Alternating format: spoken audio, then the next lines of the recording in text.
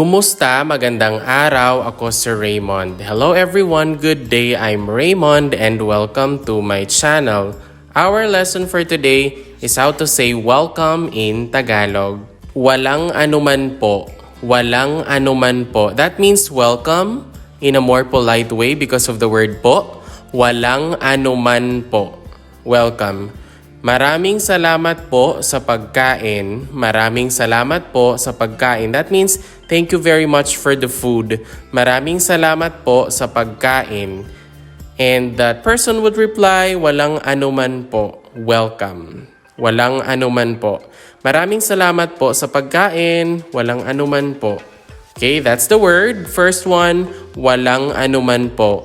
Next is wala yon, or this is the construction of wala iyon, or you can also say wala iyan, or wala ito, wala to. Wala iyon, wala iyan, wala to. That means it's nothing when we say wala, na, nothing, wala. So it's nothing, wala yon, wala yan, wala to. Maraming salamat po sa tulong. Maraming salamat po sa tulong. Thank you very much for the help. And that person would reply, wala yon, it's nothing, or walang anuman.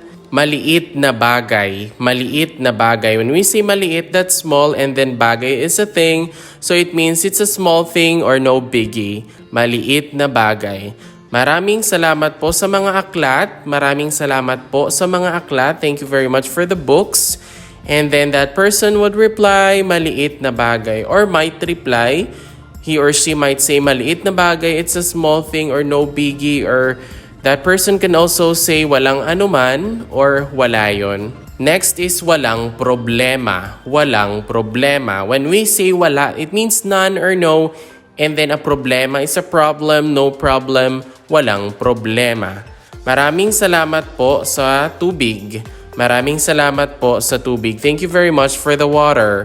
Maraming salamat po sa tubig. And then that person who gave the water might say, walang problema, which means no problem, or walang anuman, or wala yon. So that's for walang problema or no problem.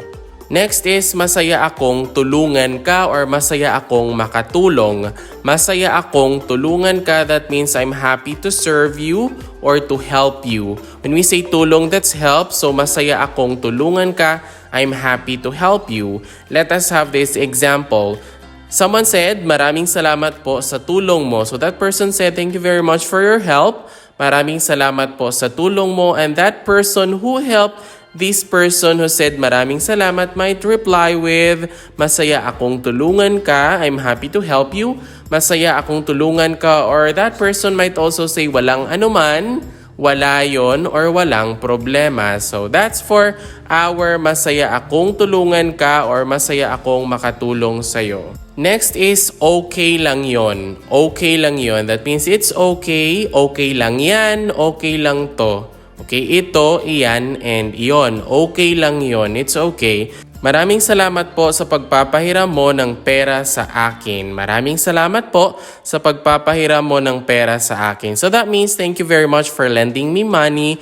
When we say pagpapahiram, the root word is hiram. It means borrow, and pera is money. So maraming salamat po sa pagpapahiram mo ng pera sa akin. And then the person would reply, okay lang yon, it's okay. So that's one way of saying welcome in Tagalog. You can say okay lang yon, okay lang yan, or okay lang to. Next is ayos lang yon. Ayos lang yon. When we say ayos, it's also like okay. Ayos lang yon, ayos lang yan, ayos lang to. Let's have this example. Ito lang talaga ang maitutulong ko. Ito lang talaga ang maitutulong ko. That means this is only what I can offer or what I can help. Ito lang talaga ang maitutulong ko. So that person might reply with, ayos lang yon, or ayos lang yan, or it's okay. So that's for our sentence or phrase, ayos lang yon. Ayos lang yon. Next is, ikaw pa ba malakas ka sa akin, or malakas ka sa akin?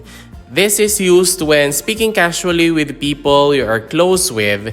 So ikaw pa ba malakas ka sa akin, or malakas ka sa akin? Let us have this example. Maraming salamat po sa pagdalo. Maraming salamat po sa pagdalo. That means thank you very much for attending. Maraming salamat po sa pagdalo.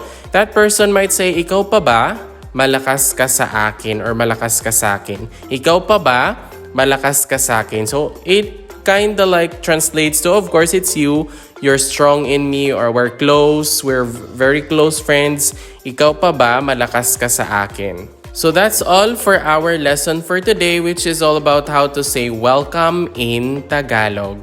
If you learned something new from this video, please don't forget to click like and subscribe as I'm posting a new content every now and then. Moreover, you might want to watch the next video on the screen.